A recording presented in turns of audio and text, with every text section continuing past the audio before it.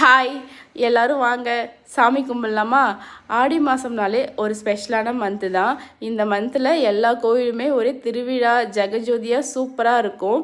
நான் வீட்டில் வேலை செஞ்சிட்ருக்கேன்னா அதனால் மொட்டு சாரும் எனக்கு ஹெல்ப் பண்ணிகிட்டு இருக்காங்க. பாருங்கள், கூட சேர்ந்து அவரும் எவ்வளோ வேலை செய்கிறாங்க பாருங்கள், பாவம் புள்ள. அதுக்கப்புறம் நான் சரி பூவெல்லாம் அரேஞ்ச் பண்ணலான்னு சொல்லிட்டு அரேஞ்ச் பண்ணி வச்சுட்டு அரியக்காலில் எடுத்துகிட்டு போயிட்டு வைக்கலான்னு கேட்டை ஓப்பன் பண்ணது தான். குடு குடுன்னு ஓடி அவர் வண்டி எடுத்துகிட்டு வெளில எஸ்கேப்பாக வந்தார். சின்ராஸ் அதுக்கப்புறம் வெளில விட்டால் உள்ளே பிடிக்கிறது ரொம்ப கஷ்டம். அதனால் பிடிச்சி உள்ளே போட்டாச்சு.